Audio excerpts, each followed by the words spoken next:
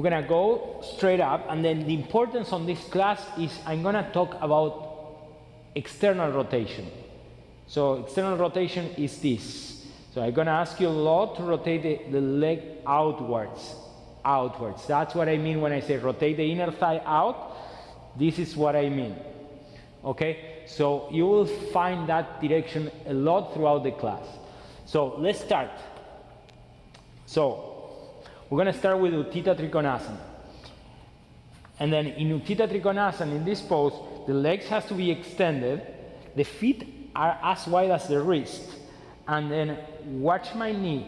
My big toe stays downwards and my inner knee moves sideways. So at the same time that your knee moves towards the back side, the big toe has to stay there. And then the big toe has to stay on the floor. And the same with the back foot. The big toe stays down and the heels goes downwards. You have to keep, I'm gonna keep repeating these instructions because that's what is gonna build the foundation throughout the class. Now we're gonna start with Utthita Trikonasana. So extend the arms, extend the legs, and then bring your hand towards the floor, towards the block, and then extend the legs, press your hand against the block, and then turn your trunk upwards. You'll feel it on the right groin. And then again, extend the leg and move your inner knee outwards. Move your inner knee outwards till you feel that your right buttocks is contracting.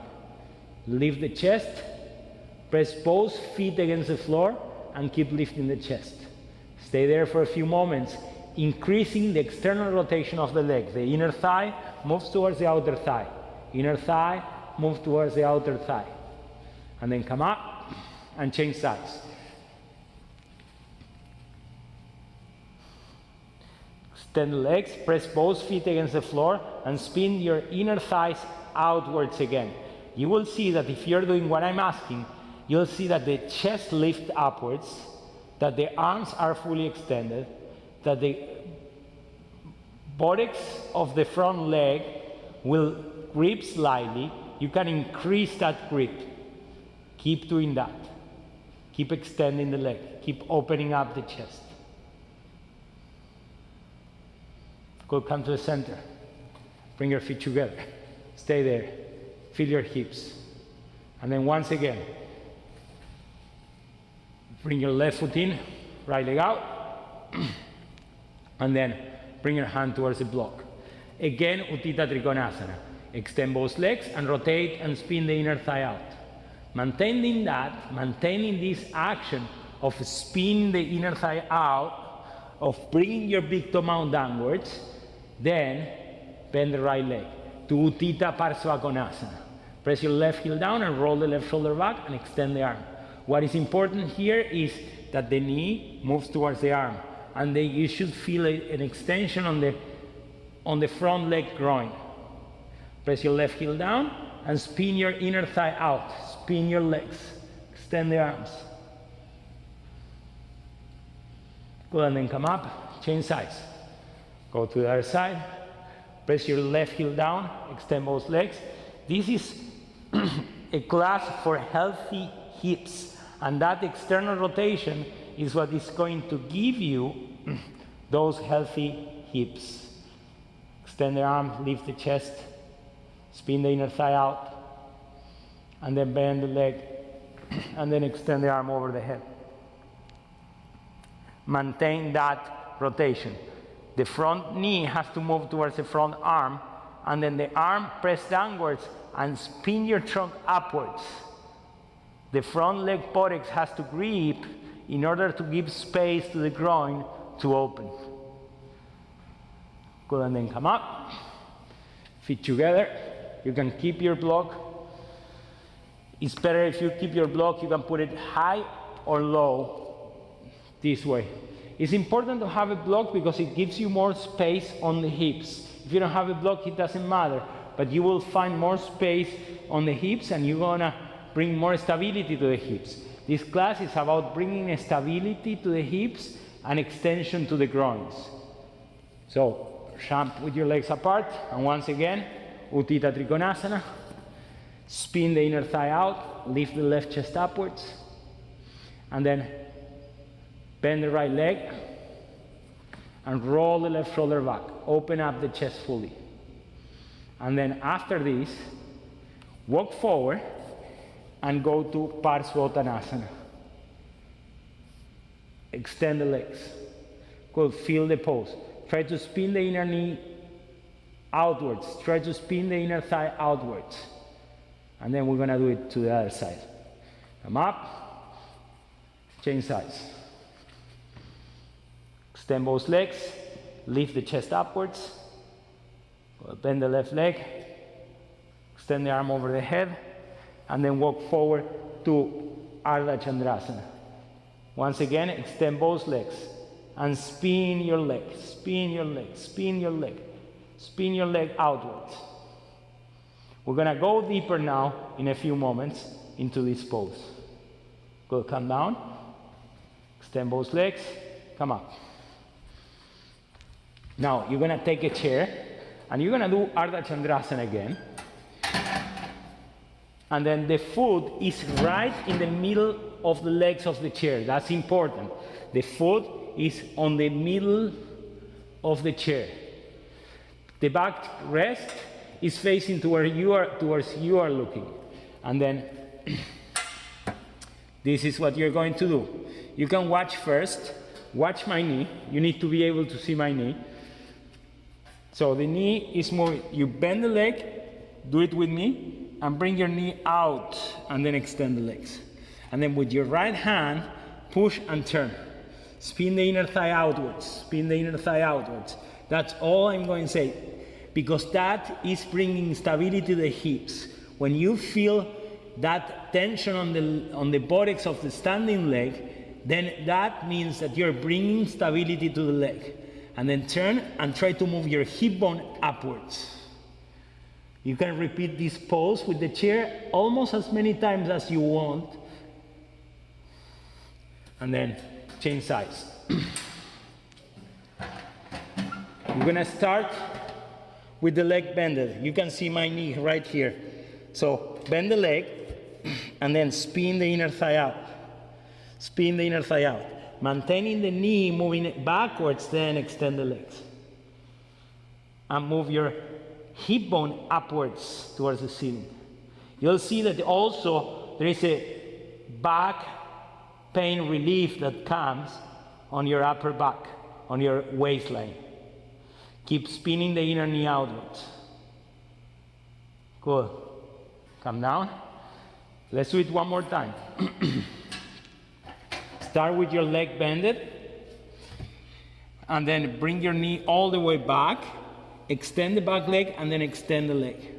And then it's important that the upper leg is higher than your hip, and then the trunk is turning. So the knee is getting closer and closer towards the back wall. The leg is spinning, and you should feel the femur bone getting into the hip socket. So come up, change sides, go to the other side. You might be able to feel right now that your hips feel stronger and more stable.